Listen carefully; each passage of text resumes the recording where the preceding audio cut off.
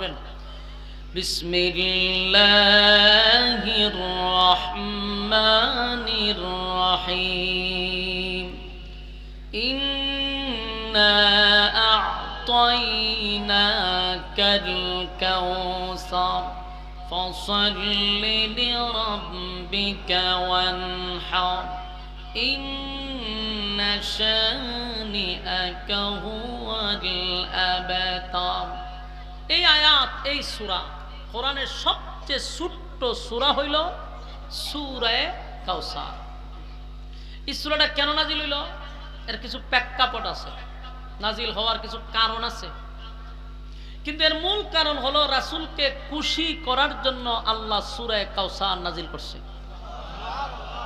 বন্ধুরে বন্ধু খুশি করতেছে, সূরা কাউসার নাজিল করে। এটা রাসূলের শান মানের সূরা। এজন্য রাসূলের সম্মান নিয়ে যদি কেউ আলোচনা করতে চায়, কাল্পনিক গল্প বলার কোনো প্রয়োজন নাই, গিচ্ছা বলার কোনো প্রয়োজন নাই। আল্লাহ তার বন্ধুর জন্য কমপ্লিট একটা সূরা নাজিল করছে রাসূলের শান মান সম্পর্কে। সুবহান। সেই সূরা আপনাদের সামনে এখন আমি কমপ্লিট তেলাওয়াত করছি। সূরাটা নাজিল হওয়ার কারণটা আগে জানার দরকার আছে না নাই? এটারে তাফসীরের ভাষায় বলা হয় শানে নজুল, নাজিল হওয়ার কারণ। এই সূরা নাজিল হওয়ার একটা বড় কারণ হলো আল্লাহর রাসূল সাল্লাল্লাহু আলাইহি সাল্লাম এর 3টা অধ্যায় আছে। প্রথম অধ্যায় 40 বছর ক্বাবলা নবুয়ত, এর পরের অধ্যায় হলো 13 বছর, এর পরের অধ্যায় হলো 10 বছর। রাসূল দুনিয়াতে ছিলেন কত বছর? 63 বছর। তাহলে 40, 13, 10 কত হইছে? 63। 3টা অধ্যায়ের প্রথম যে অধ্যায় 40 বছর, এই 40 বছর রাসূল আদেশও করেন নাই, নিষেধও করেন নাই, শুধু নীরব ভূমিকা পালন করছে। বলুন কি করছে? নীরব ভূমিকা পালন করছে। কত বছর? 40 বছর। নীরব ভূমিকা পালন করার কারণে 40 বছর আমার রাসূলের একটা দুশমনও ছিল না। বাস্তব না বাস্তব? কারণ প্রতিবাদ করে না, দুশমন নাই। 40 বছর পূর্ণ হওয়ার পরে যখন উনি কথা বলতে লাগলেন, ওয়াজ করা শুরু করলেন, তখনই কিন্তু দুশমন শুরু হয়ে গেল। এখন আপনারা আমার একটা প্রশ্ন, রাসূলের 65 বছরের জিন্দেগি কুরআন নাজিল হয়েছে কত বছর বয়সে? আপনারা আমার সাথে হ্যাঁ না বলবেন।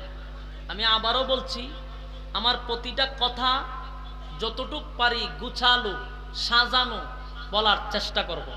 যদি মনোযোগ দিয়ে শুনেন খুব ভালো লাগবে এবং বাড়িতে নিয়ে যেতে পারবেন। আর যদি আপনি মনোযোগ না দেন, আমার আলোচনা বোঝা বড় কঠিন, কারণ এটা গিচ্ছাও না, কাল্পনিক গল্পও না। এজন্য একটু মনোযোগ দেন। আর ভূমিকা যদি মনোযোগ না দেন তাহলে পরে আলোচনা বুঝতেন না।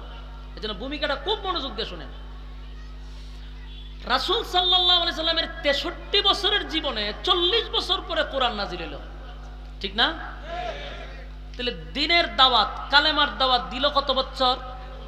23 বছর। বলুন কত বছর? 23 বছর। অনেকটা প্রশ্ন জাগে যে 23 বছর কালেমার দাওয়াত দিল, বাকি 40 বছর দিল না কেন? 23 বছর দাওয়াত দিল, 40 বছর চুপ থাকলো, কারণটা কি? প্রশ্ন আসেনি? আপনার প্রশ্ন আমি উত্তর দিতেছি, খালি আপনারা মনোযোগ দিয়ে শুনেন। প্রশ্ন জাগে, 40 বছরই উনি চুপ ছিলেন, দাওয়াত দিলেন না, আর মাত্র 23 বছরের দাওয়াতে গোটা পৃথিবীতে কালেমার দাওয়াত পৌঁছায় দিল।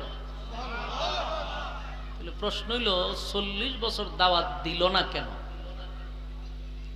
কেন শব্দটা আমরা বাইর করবো শুনে। রাসূল সাল্লাল্লাহু আলাইহি সাল্লাম যে 40 বছর পরে মক্কার সমস্ত মানুষকে একত্রিত করে রাসূল ঘোষণা দিছিল, হে মক্কার লোকেরা শোনো, আজকের পর থেকে তোমাদের সামনে আমি যা বলতেছি দিনের আলোর মতো পরিষ্কার। আগেও যা বলছি কোনোদিন মিথ্যা বলি নাই, কোনোদিন আমি কোনো লুকোচুরি করি নাই। আজকে যে কথাগুলি বলবো মনোযোগ দিয়া শোনো, আমার কথাগুলি তোমরা বিশ্বাস করবা কিনা আগে ওয়াদা দাও। মক্কার মানুষ এক বাক্যে বলছে অবশ্যই বিশ্বাস করব। রাসূল কয় কেন বিশ্বাস করবা? 40 বছর পর্যন্ত আপনি একটা কথা মিথ্যা বলছেন না। আপনার এলাকাতে সুবহানাল্লাহ আসেনি? থাকলে কই দিব তো ফটো রাখলেই তো না, বলতে হবে। আল্লাহ রাসূল এই কয়েলটা একজন সরাইলেন কিন্তু আমাদের ভাই ভাই কয়েল ওই যে এটা থাকলে অবস্থা খারাপ হয়ে যাবে, আমার পরে দিয়েন, একেবারে দূরে নেন, গলার ধরবো সমস্যা, একেবারে স্টেজের বাইরে, স্টেজের বাইরে।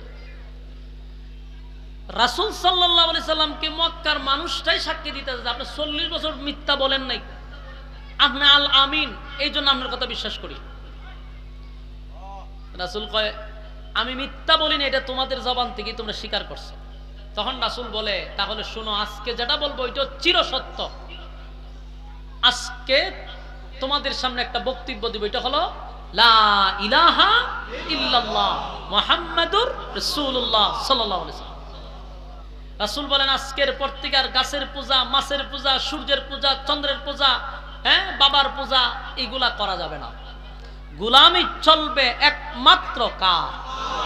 আরো জোরে বলেন কার? গোলামি চলবে আল্লাহ। কারণ তারা কিন্তু মূর্তির পূজা করত, তারপরে গাছের পূজা করত, মাছের পূজা করত, পাথরের পূজা করত, এমন কি লিঙ্গের পূজা করত। নাউজুবিল্লাহ। এই জাতির সামনে রাসূল দাঁড়ায় আজকের থেকে আর কারো গোলামি চলবে না, একমাত্র গোলামি চলবে আল্লাহর। এরপরে রাসূল বলেন আর এতদিন তোমরা আমাকে ডাকতা কি? আব্দুল্লাহর পুত্র মুহাম্মদ। আজকের থেকে আব্দুল্লাহর পুত্র মুহাম্মদের মধ্যে আমি সীমাবদ্ধ নয়, আমাকে বলতে হবে মুহাম্মাদুর রাসূলুল্লাহ সাল্লাল্লাহু আলাইহি ওয়াসাল্লাম। মক্কার মানুষ সবাই বলতেছে এই কথা শোনাইবার লাগি আমরা এখানে আনছ? আমরা সারা জীবন বাপ দাদার ধর্ম পালন করেছি, আর এখন বুঝি এক আল্লাহ মানতে হবে আর তোমার রাসূল মানতে হবে? তাহলে তুমি রাসূল কেমনে হইছ? খুব মনোযোগ দিয়ে শুনবেন। এরা যে রাসূলকে এই প্রশ্নটা করবে এটা আল্লাহ জানেনি? কথা ঠিক না দি? রাসূল যখন নিজেরে বলবে আমি একজন রাসূল, তখন মক্কার সব মানুষ বলবে যে আপনি রাসূল কিভাবে হইছেন। এই প্রশ্নটা যে করবে এটা আল্লাহ আগের থেকেই জানে। কথা বলেন জানেনি? শুধু তাদের এই প্রশ্নের জবাব দেওয়ার জন্য 40 বছর রাসূলকে চুপ রাখছে, কোনো দাওয়াত দেওয়ার সুযোগ দেয় নাই। বুঝে থাকলে সুবহানাল্লাহ করেন। আপনারা এখনো বুঝছেন না, কথার তাৎপর্য বুঝেন নাই। শুধু একটা কথার জবাব দেওয়ার জন্য গোটা 40 বছর রাসূলকে চুপ রাখছে। এটা কি সাধারণ কথা? মনটা খারাপ হয়েছে, মন মতো আওয়াজটা পাইতেছি না আজকে। এ ভাই এইটা একটা বেরবিরি আওয়াজ করে করে একদম ক্লিয়ার হয় না, আর শ্বাস টানে। 40 বছর শুধু চুপ রাখছে একটা কথার জবাব দেওয়ার লেগে। এটা কি সাধারণ কথা? এই জন্য বলছি মনোযোগ দিয়ে শুনেন, আশ্চর্য হয়ে যাবেন। 40 বছর চুপ রাখছে একটা কথার জবাব দিবার লেগে। এখন দেখেন যখন তারা বলছে যে আপনি নবী হইছেন কেমনে, আপনি যে বলছেন আপনি রাসূল, কিভাবে রাসূল হইছেন? আল্লাহ হয় পয়গম্বর। এই কথার জবাব দিবার লেগে 40 বছর চুপ রাখছে আপনারে। এখন তাদেরকে জবাব দেন যে আমি কিভাবে নবী হইছি, তোমরা আমার 40 বছরটা নিয়ে গবেষণা করো। সুবহানাল্লাহ সুবহান।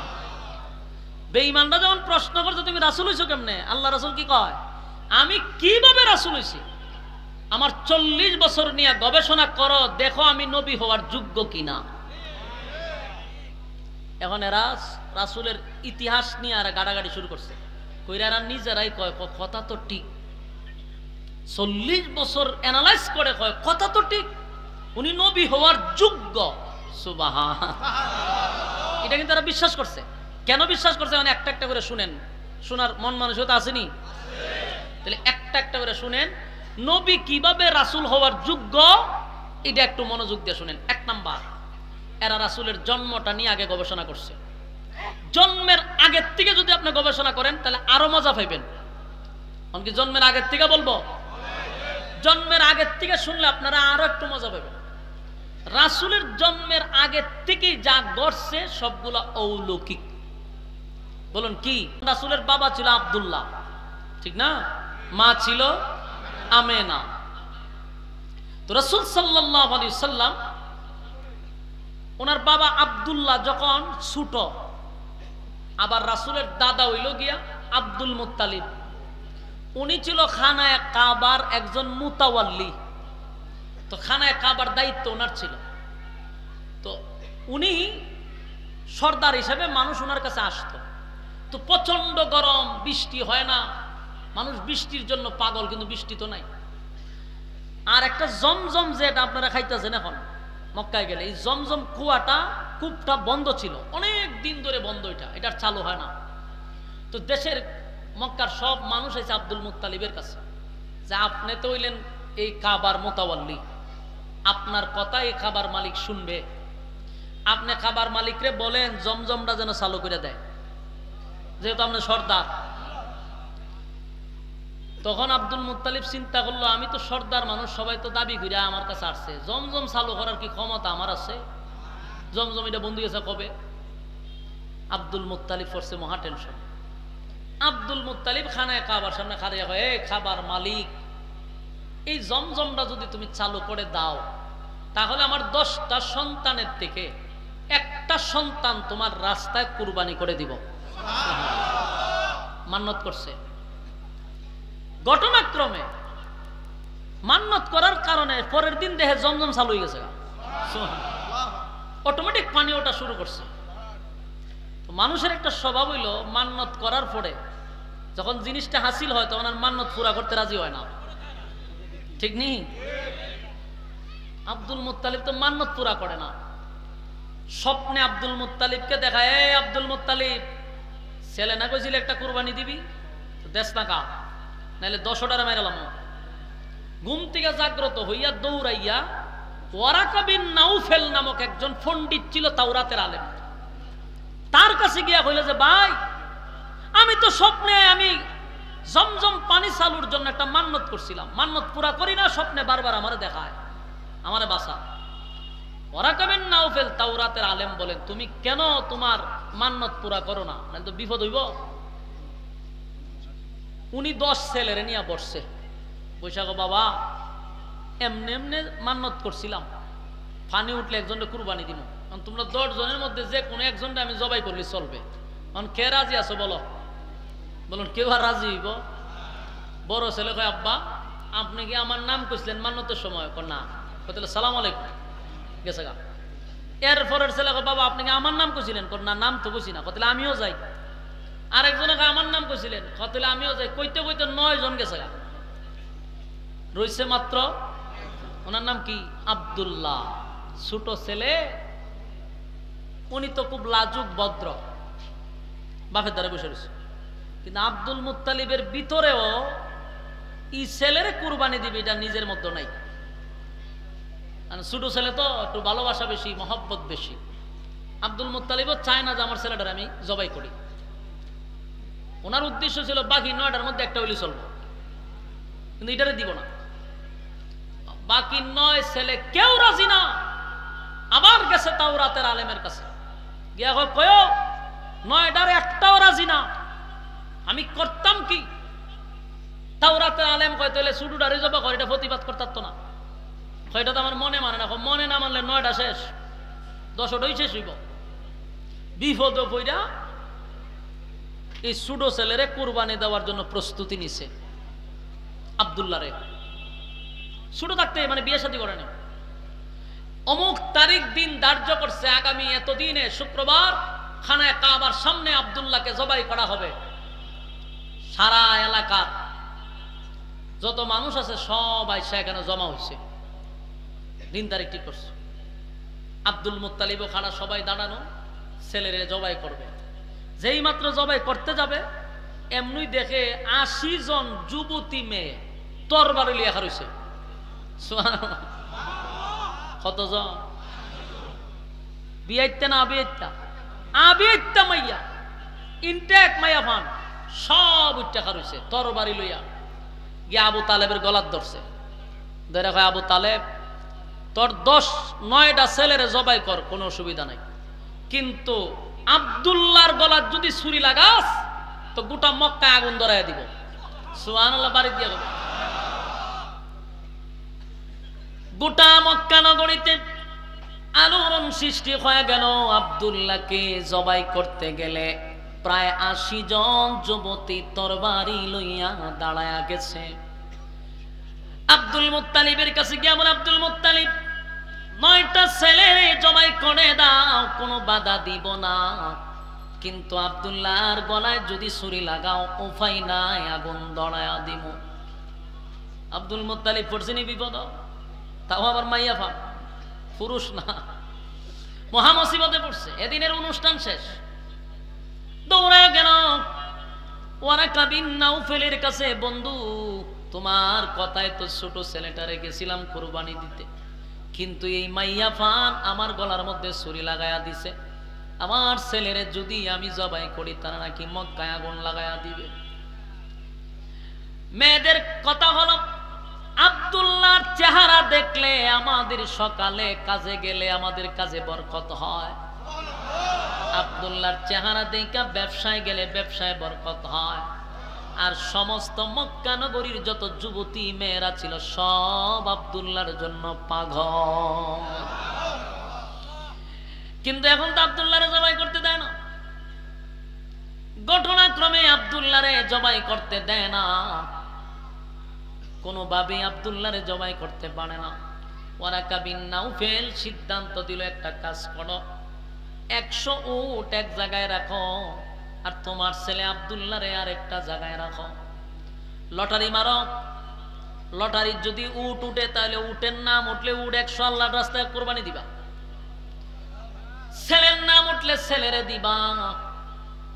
আবার আরেকদিন দিন ধার্য করে আবার খানায় কাবার সামনে মানুষ গিয়ে একত্রিত হইছে, আব্দুল্লাহরে একটা পাশে রাখছে, আরেক পাশে ১০০ উট রেখে দিল, লটারি টানলো, লটারির প্রথম নামটা আসছে আব্দুল্লাহর নাম।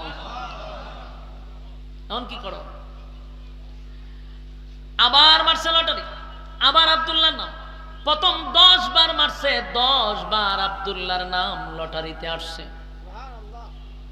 আবার ১০ বার মারছে, আবার আব্দুল্লাহর নাম। এইভাবে করতে করতে ৫০ বার দিছে, খালি আব্দুল্লাহর নাম হইয়া উটের নাম আসে না। ৯০ বার ৮০ বার আব্দুল্লাহর নাম যখন দেওয়া হলো, কোনোভাবেই আব্দুল্লাহর নাম আসে, কিন্তু উটের নাম একবারও আসে না। এইভাবে লটারি চলতে আছে চলতে আছে চলতে আছে, প্রায় ৯৯ গেছে গা। কত নাম্বার? ৯৯ বার লটারি টানা হইল, একবার যদি উট আসে তাহলে উটের নাম দিয়া দিব, কিন্তু কোনোবারই আসে না, বারবার আব্দুল্লাহর নাম আসে। জোরে কোন সুবহান। আব্দুল্লাহ নাম আসে, যেই মাত্র ৯৯ বার আব্দুল্লাহ নাম আসছে, আবার ৮০ জন মেয়ে তরবারি লইয়া দাঁড়াইছে, দাঁড়ায়া বলে, আব্দুল মুত্তালিব ৯৯ কেন, ৯৯,০০০ বার যদি আব্দুল্লাহর নাম আসে রে, খানায় কাবার কসম আব্দুল্লাহর গলার মধ্যে ছুরি লাগাইতে আমরা দিব না। সব মেয়েরা দাঁড়ায় গেছে, আব্দুল মুত্তালিব পড়ছে মহা মুসিবতের মধ্যে, এখন কি করি কি করি। মেয়েরা যখন আন্দোলন শুরু করছে, এর মধ্যে ৯৯ বার আব্দুল্লাহর নাম উঠে গেছে। শেষে ওয়ারাকা বিন নাউফেল বলে, আরেকবার উত্তর হইছে দিয়া দাও, আরেকবার লটারি টান দিতে উটের নাম উঠে গেছে। ৯৯ বার আব্দুল্লাহর নাম, একবার উটের নাম ওঠার পরে আব্দুল মুত্তালিব এবার জান ফিরা পাইছে, সাথে সাথে ১০০ উট একে একে জবাই করে আল্লাহর রাস্তায় কুরবানি দিছে। তাহলে আব্দুল্লাহ বেঁচে গেল। গোটা মক্কাতে আব্দুল্লাহর জন্য যুবতী মেয়েরা পাগল ছিল। কেন পাগল ছিল এটারও কারণ আছে, শুধু চেহারা সুরত দেখা নয়, আরো কাহিনী আছে। মেয়েরা এত পাগল ছিল, এখনকার জামানায় ছেলেরা মেয়েদেরকে ইফটিজিং করে, ঠিক না? মেয়েরা কলেজে গেলে পোলাপান কিছু আছে দেখবেন ফোরটান্টি, কিছু ইরুনসি টাইপের পোলাপান আছে রাস্তাঘাটে মেয়েদেরকে ইফটিজিং করে, তারা ডিস্টার্ব করে। কিন্তু আল্লাহর নবীর বাবার জামানায় তখন আব্দুল্লাহরে মেয়েরা রাস্তাঘাটে ইফটিজিং করত। মেয়েরা ডাইরেক্ট বলতো, আব্দুল্লাহ তোমারে ভালোবাসি, আব্দুল্লাহ তোমার কাছে বিবাহ বসতে চাই, এরকম ভাবে অফার দিত। কিন্তু আব্দুল্লাহ এত লাজুক ছিল, এত লাজুক ছিল, কিতাবের মধ্যে আসছে একজন কুমারী মেয়ের চেয়েও আল্লাহর পয়গম্বরের বাবা লাজুক ছিল। উনি লজ্জায় শরমে চেহারা মাটির দিক থেকে ডানে বামে নিতেন না, কিন্তু মেয়েরা ওনারে ডিস্টার্ব করতে, খালি বিবাহ বসবার লেগে। এর মধ্যে একজন ছিল তাওরাতের আলেম ওয়ারাকা বিন নাউফেলের মেয়ে, নাম ছিল তার মরিয়ম। এই মরিয়ম ছিল ধনাঢ্য বাবার একমাত্র কন্যা, তার ধন সম্পদের কোনো অভাব নাই। মরিয়ম আব্দুল্লাহরে খুব ভালোবাসত। আব্দুল্লাহরে দেখলে বিভিন্ন ধরনের খাবার দিত, আর আব্দুল্লাহরে বলতো, আব্দুল্লাহ রে তোর আব্বারে বলস না তোর সঙ্গে যেন আমারে বিবাহ বসায়া দেয়। তোমরা হইলা 10 ভাই, তোমার বাবার যে সম্পত্তি বাগে তো কিছুই পাইবা না, আমি আমার বাবার একমাত্র কন্যা, তুমি যদি আমারে বিবাহ করো আমার বাবার সমস্ত সম্পদ তোমার কদমে ঢেলে দিব। এইভাবে মরিয়ম বারবার আব্দুল্লাহরে অফার দিত। সারা এলাকার থেকে যখন বিবাহের প্রস্তাব একসাথে আব্দুল মুত্তালিবের কাছে যাওয়া শুরু হইছে, আব্দুল মুত্তালিব পড়ছে মহা মুসিবতের মধ্যে। ছেলে আমার একটা বিবাহের প্রস্তাব যায় ডেলি 100টা পড়ছিনি মহা মুসিবত। মানুষ তো আগে মাইয়া লইয়া বাগত, যে মাইয়ারে পোলা মানে ডিস্টার্ব করে মাইয়ারে লইয়া জায়গা কোনা হল। তখন আব্দুল্লাহরে লইয়া আব্দুল মুত্তালিব পড়ছে মহা মুসিবতে, ছেলে আমার একটা বিবাহ বসতে চায়, শত শত মেয়েরা। একদিন আব্দুল মুত্তালিব তার বন্ধুর সঙ্গে একটা যোগাযোগ করল। বন্ধুর বাড়ি ছিল মদিনায়, তখন মদিনার নাম মদিনা ছিল না, ইয়াসরিব ছিল। আব্দুল মুত্তালিব ব্যবসার সুবাদে মদিনায় যেত, বন্ধুর সঙ্গে সম্পর্ক হইছে। বন্ধুর একটা মেয়ে ছিল, আব্দুল মুত্তালিবের মেয়েটা বড় পছন্দ হইছে। বন্ধুরে বলছে, বন্ধু তোমার মেয়ে বিবাহ দেওয়ার আগে আমার সঙ্গে পরামর্শ না করে সাবধান বিবাহ দিবা না। আব্দুল মুত্তালিবের স্মরণ হয়ে গেছে, আইরে আমার তো একটা বন্ধুর মেয়ে আছে। একদিন আব্দুল্লাহরে রাত্রের বেলায় বাবা গভীর রাত্রে মক্কা ছেড়ে ছেলে লইয়া মদিনার দিকে লুগাইয়া চলে গেছে। মেয়েদের যন্ত্রণা, ইফটিজিং এর কারণে ছেলে লইয়া বাকছে রাত্রের বেলা। মদিনায় চলে গেছে বন্ধুর বাড়িতে। বন্ধুর বাড়িতে গিয়া বলে, বন্ধু মানুষ তো মেয়ে লইয়া যন্ত্রণায় থাকে, আর আমি আমার ছেলে লইয়া যন্ত্রণায় আছি। আজকে রাত্রে চলে আসছি বন্ধু তোমার কাছে, তোমার না একটা মেয়ে আছে, বিয়া দিছ না? তোমার মেয়েটা বড় পছন্দ, আমার ছেলেটাও সুন্দর, তোমার মেয়েটাও সুন্দর, চলো বিবাহ করায়া দেই। দুই বন্ধুর কথাবার্তার পরে বিবাহ হয়ে গেল আব্দুল্লাহ আর যেই মেয়েটা, ওনার নাম ছিল আমেনা। আমেনার সঙ্গে বিবাহ হয়ে গেল। বিবাহ হয়ে গেল। এবার কিছুদিন মদিনায় থাকার পরে বউ সহ আব্দুল মুত্তালিব ছেলে আর বউ সহ মদিনা থেকে মক্কার দিকে রওনা দিছে। মক্কায় আসছে। আর অন্যদিকে গোটা মক্কা নগরীতে আল্লাহর পয়গম্বরের বাবা আব্দুল্লাহরে মেয়েরা তালাশ করে রে। গোটা মক্কা নগরীতে আব্দুল্লাহ কই, আব্দুল্লাহ কই, আব্দুল্লাহ কই তালাশ করে আব্দুল্লাহরে কেউ পায় না। মেয়েরা পাগল পাগল হয়ে গেছে, চিরুনি অভিযান দিতেছে, কিন্তু আব্দুল্লাহরে পাওয়া যায় না। হঠাৎ একদিন আব্দুল্লাহ মক্কায় আসছে। মেয়েরা আব্দুল্লাহরে দেখে পাগল পাগল হয়ে গেছে, হায় আব্দুল্লাহ, হায় আব্দুল্লাহ কোথায় ছিলা? আব্দুল্লাহ একদিন রাস্তা দিয়া যায়, হঠাৎ করে তাওরাতের আলেম ওয়ারাকা বিন নাউফেলের মেয়ে মরিয়ম উপর থেকে, বিল্ডিং এর উপর থেকে দেখছে আব্দুল্লাহ রাস্তা দিয়ে আসতেছে। মরিয়ম একটা সপ্তাহ ধরে আব্দুল্লাহরে পায় না, পাগল পাগল পাগল হয়ে গেছে। যেই মাত্র আব্দুল্লাহরে দেখছে, মরিয়ম দৌড়াইয়া আব্দুল্লাহর সামনে এসে চিৎকার দিয়ে বলে, আব্দুল্লাহ রে কোথায় ছিলা? গোটা মক্কা নগরী আমি তোমারে তালাশ করছি, ও আব্দুল্লাহ আমি তোমারে কোথাও পাই না। যেই মাত্র আব্দুল্লাহ বলে, আব্দুল্লাহর চেহারার দিকে তাকাইছে, এমনি মরিয়ম একটা চিৎকার দিয়া বেহুশ হয়ে পড়ে গেছে। আব্দুল্লাহর চেহারার দিকে তাকাইয়া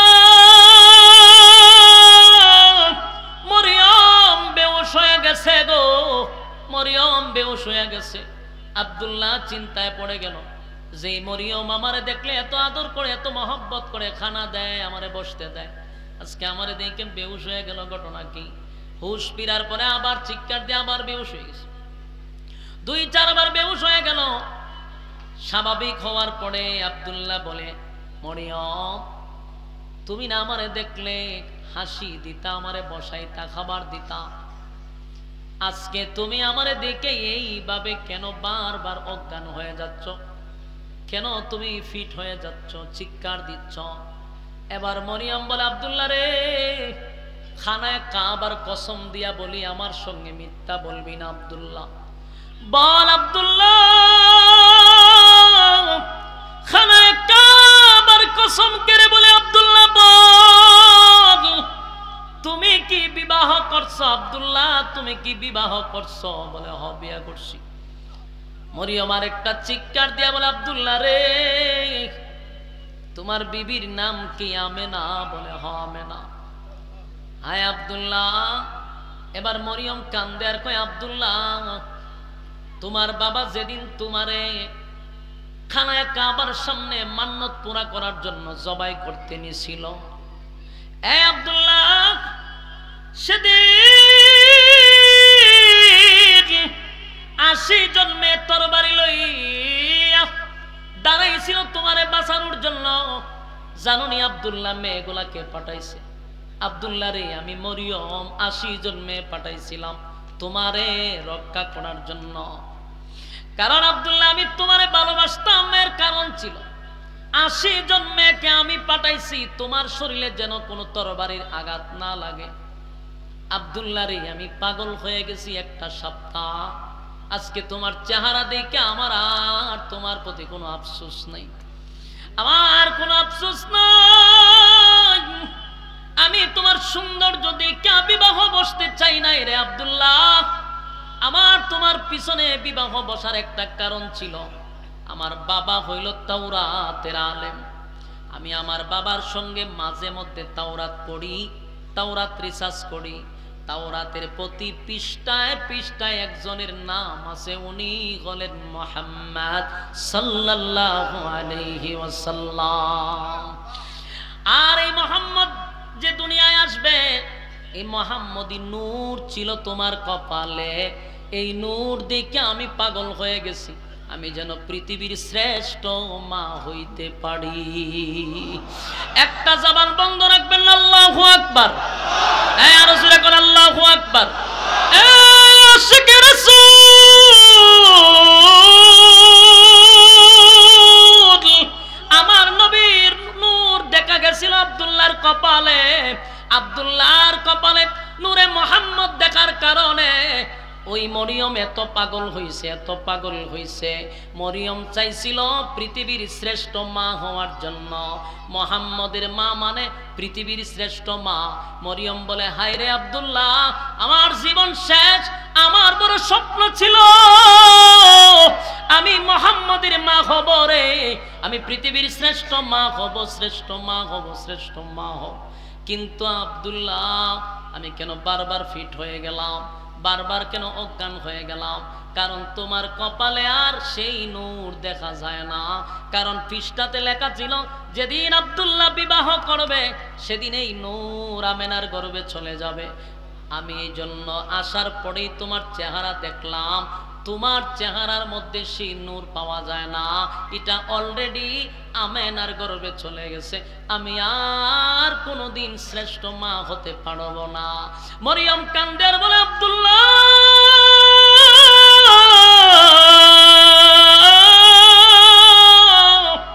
আব্দুল্লাহ শুন, ওয়াদা দিলাম, ওয়াদা দিলাম, পৃথিবীর শ্রেষ্ঠ মা হইতে পারলাম না, পৃথিবীর শ্রেষ্ঠ মা হইতে পারলাম না। আমি যতদিন বেঁচে থাকবো আর কোনোদিন আমি বিবাহ বসবো না।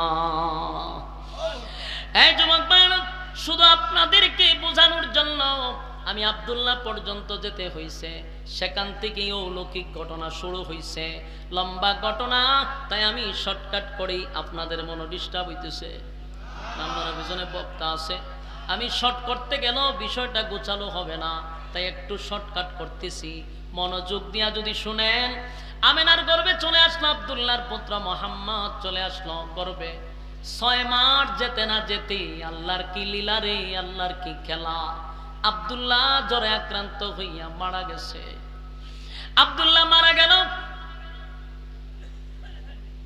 6 মাস হতে না হতে, বিবাহের 6 মাস পরে আব্দুল্লাহ দুনিয়ার থেকে বিদায় হয়ে গেল। এবার আমেনার গর্ভে কিন্তু আমার নবী চলে আসছে। আমেনা বিধবা হয়ে গেল। বিধবা মহিলারা ঘরের ভিতরে থাকে। নিয়ম হলো বিধবা মহিলারা শরীরে কোনো খুশবু মাখা যাবে না, তাদের শরীর থেকে কোনো ঘ্রাণ যেন বাহির না হয়। কিন্তু আমেনা রাস্তা দিয়ে হাঁটলে তার শরীর থেকে এত ঘ্রাণে মুখরিত হয়ে যায়। আব্দুল মুত্তালিব ছিল মক্কা নগরীর একজন নেতা, একজন সর্দার। সর্দারের কানে খবর গেছে, এই মিয়া তুমি সর্দারি করো, তোমার পুতের বউ বিধবা, বিধবার শরীর থেকে এত ঘ্রাণ কেন আসে? তখন এটা বড় লজ্জার বিষয় ছিল। আব্দুল মুত্তালিবের বড় লজ্জা লাগছে। আব্দুল মুত্তালিব রাসূলের দাদির কাছে গিয়া বলে, শোনো, তোমার বৌমাকে বলবা আমি মক্কা নগরীর একজন সর্দার, আমার একটা ইজ্জত আছে, আমার একটা সম্মান আছে, কিন্তু তোমার ছেলের বউ বিধবা হওয়ার পরে এত ঘ্রাণ কেন ব্যবহার করে? সে কেন পারফিউম ব্যবহার করে? তার ঘ্রাণে বিভিন্ন বেগানা পুরুষ আমার কাছে বিচার দিছে। এটা আমার লজ্জা, এটা আমার লজ্জা। রাসূলের দাদি আমেনার কাছে গিয়া বলে, মাগো, তোমার শ্বশুর এই মক্কা নগরীর একজন সম্মানী ব্যক্তি, খানায়ে কাবার একজন মুতাওয়াল্লি, তোমার শ্বশুরের বড় দাম, বড় সম্মান। মাগো, তুমি তো বিধবা, তোমার স্বামী নাই, তোমার শরীর থেকে যে খুশবু বাহির হয় মানুষ এটা নিয়ে সমালোচনা করে গো মা, সাবধান, তুমি আর খুশবু ব্যবহার করবা না। আমেনা বলে, মাগো আসেন আমার সঙ্গে, দেখাই আপনারে আমার খুশবুর রহস্যটা একটু জানা দরকার। আমেনা এবার রাসূলের দাদিরে টান দিয়া নিয়ে আপনি দাঁড়ান। দাঁড়াইল, থুতু ফালাইল, গ্রান কি বাড়ছে না কমছে? আমেনার শাশুড়ি বলে, মাগো গ্রান তো আরো বেড়ে গেল। বলে, মা গোসলখানায় আসেন, যেখানে গোসল করি, গোসলখানায় গিয়া দেখে গ্রানে মুখরিত, থুতু ফালাইলে গ্রান বাহির হয়। এবার আমেনা বলে, মা যেই গ্রান আপনি শুনেন, যেই সুগন্ধি আপনি শুনেন, এটা দুনিয়ার কোনো সুগন্ধি নয় গো মা, এই গ্রান আমার পেটের ভিতর থেকে আসে। জুরে কোন সুবহান। একটা জবান বন্ধ রাখবেন না, বলেন আল্লাহু আকবার। এই ইমানের আওয়াজ দিয়ে বলেন আল্লাহু আকবার। আমার নবীর শান, আমার নবীর সম্মান আর মর্যাদা, এ আশিকে রাসূল আমাদেরকে বলা হয় নবীর শান বলি না। ভালো করে শুনো, নবীর শান কারে কয়, নবীর শান কারে কয়? খালি গান গাইলেই নবীর শান হয় না। আধা ঘন্টার ভিতরে 15টা গজল টান মারলেই নবীর শান বলা যায় না।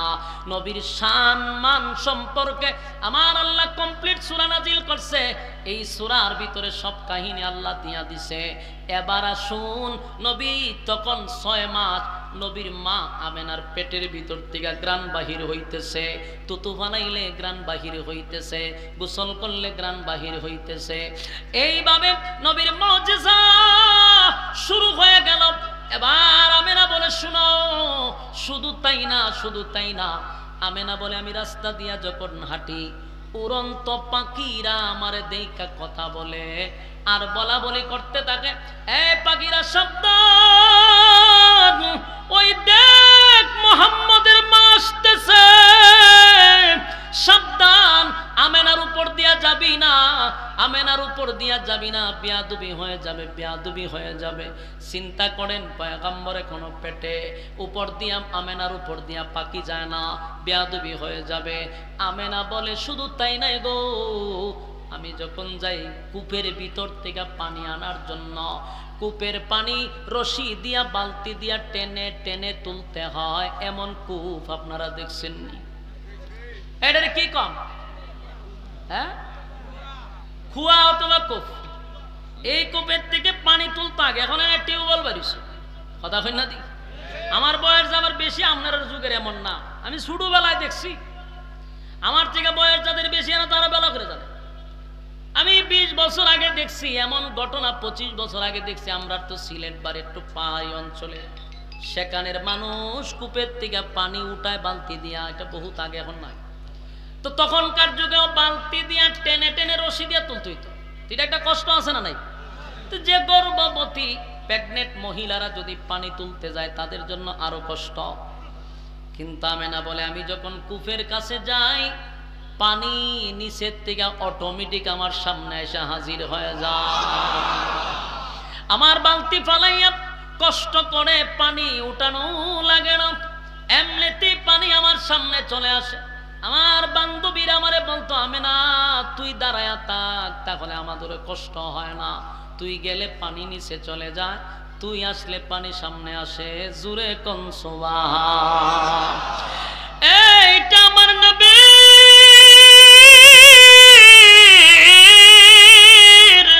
আমার নবীর শান, আমার নবীর শান।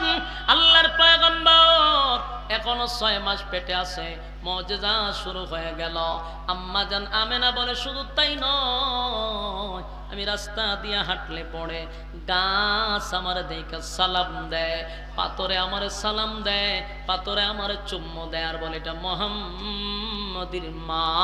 আখিরি জামানার পয়গম্বর আসতেছে, নবীদের নবী, রাসূলদের রাসূল, নবী কুলের সম্রাটের মা। পাথর সালাম দেয়, গাছে সালাম দেয়। জোরে কোন সুবহান।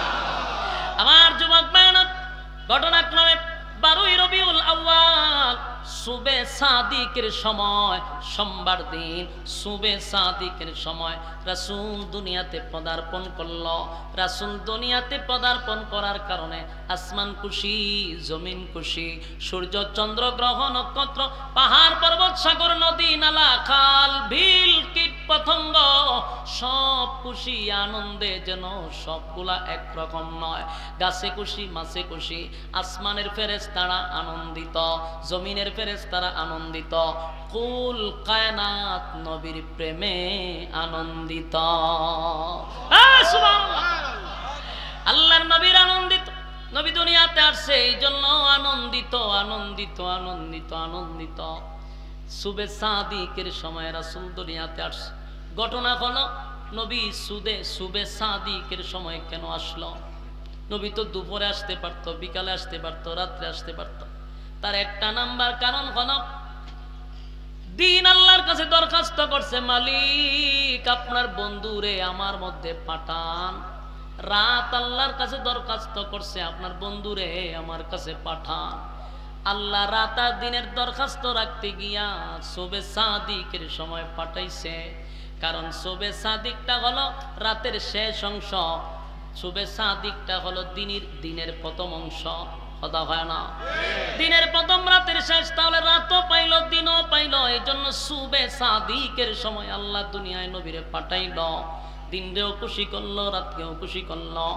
আম্মা জান আমেনা বলেন, এ পৃথিবীর মানুষেরা শুন,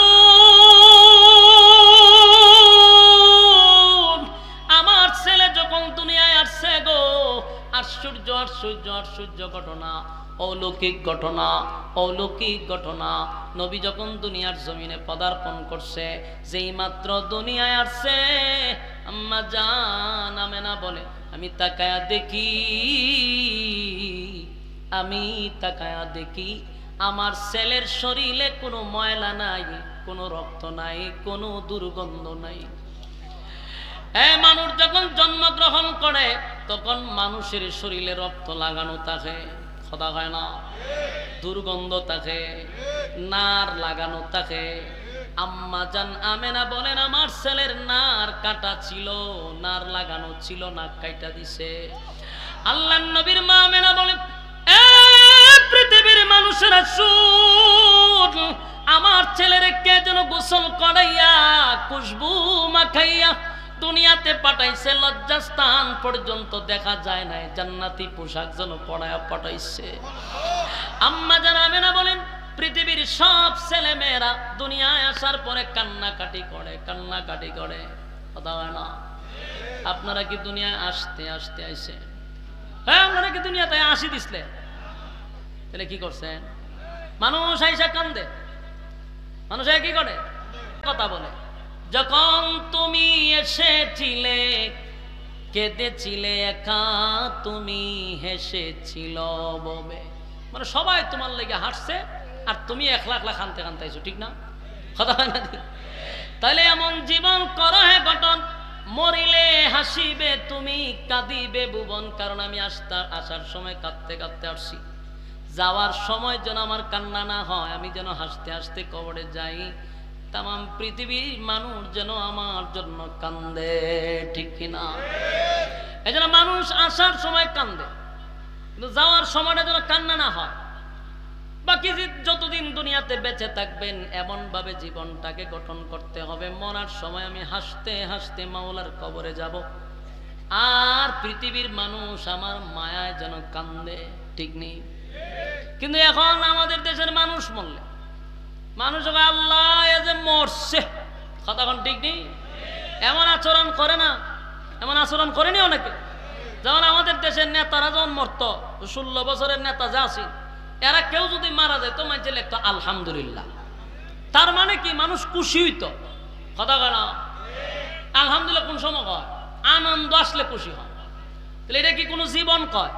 হ্যাঁ, কথা কয়, এটা কি জীবন কয়? এমন জীবন করো হয় গঠন, মরিলে হাসিবে তুমি, কাঁদিবে ভুবন, ঠিক না? আমার নবী আর আমরা দুই, আমাদের জন্ম নবীর জন্ম একরকম না। আমরা কানতে কানতে আসছি। আমার নবী আয়েশা সর্বপ্রথম যে কাজটা করছে এটা হলো, আম্মা জান আমেনা বলে, আমি তাকায়া দেখি আমার ছেলে আসার সাথে সাথে আল্লাহর কুদরতি পায়ে একটা সেজদা মারছে। আরো জোরে কোন আল্লাহু আকবার।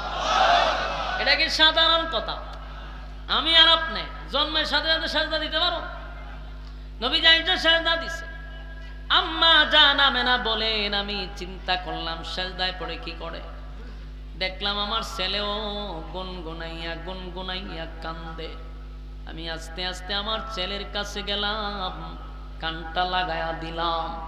দেখি আমার ছেলে কান্দে আর বলে, রব্বি হাবিলি উম্মতি। আল্লাহর পয়গম্বর সেজদায় পড়িয়া উম্মতি উম্মতি বইলা পয়গম্বর কান্দে গো। যুবক ভাইরা, নবী দুনিয়াতে আইসা উম্মতের জন্য প্রথম কাঁদছে, যাওয়ার সময় নবী উম্মতের জন্যই কাঁদছে। আসা যাওয়া শুধু উম্মতি উম্মতি বলে নবী কাঁদল। আম্মা জান আমেনা বলে সেজদায় পড়ে উম্মতের জন্য কান্দে। অন্যদিকে রাসূলের চাচা আবু তালেব রাসূলের জন্মগ্রহণের কথা শুইনা পাগল পাগল হয়ে গেছে, খুশিতে আনন্দে লাফাইতে আছে। এত খুশি রাসূলের আগমনে। আবু লাহাবও খুশি ছিল, আবু জাহেলও খুশি ছিল। কথা কই না? আবু লাহাব নবীর আগমনে খুশি, আবু জাহেল নবীর আগমনে খুশি। তাই আগমনে খুশি ছিল, বেঈমানরাও আগমনে খুশি ছিল রে। আবু তালেব দরজার সামনে দাঁড়াইয়া বারবার টক টক টক টক করে, আমার বাতিজারে একটা নজর দেখতে চাই। কিন্তু আমেনা চিৎকার দিয়া বলে, বাতিজারে কেমনে দেখবে? বাতিজারে আমি সারা ঘর তালাশ করে পাই না। সুবহানাল্লাহ। আমেনা ভাই, আমার ছেলেই আমার ঘরে নাই। এখন আমেনাও কান্না শুরু করছে, কান্দে আর বলে, হায় রে, এত সুন্দর পূর্ণিমার চাঁদ যেন আমার কাছে নেমে আসছে। এত সুন্দর চেহারা, সারা ঘর নবীর আলোতে আলোকিত হয়ে গেছে। কিন্তু হঠাৎ করে ঘরটা অন্ধকার হয়ে নবী নাই। আমেনা কান্দে আর কয়, মনে হয় জিনে ভূতে নিয়ে গেছে। কান্দতে ছিল, হঠাৎ করে আওয়াজ আসতেছে, গায়েবী আওয়াজ। আওয়াজ আসতেছে আর বলতেছে, এ আমেনা, আমেনা গো, এই ছেলে এমন সাধারণ কোন ছেলে নয়, সাধারণ কোন ছেলে নয়। এই ছেলে সাধারণ ছেলে নয়। এই ছেলেরে জিন্নাতে নিতে পারবে না, এই ছেলেরে জিন্নাতে নিতে পারবে না। এই ছেলেরে বুতে নিতে পারবে না। জাননি তোমার ছেলেরে কে নিছে? তোমার ছেলেরে আল্লাহ ফেরেশতাদেরকে দিয়া এই কুল কায়নাত সফর করানোর জন্য বাহির করছে। আর হুজুরে কোন আল্লাহু আকবার। এই আসমান বলে মালিক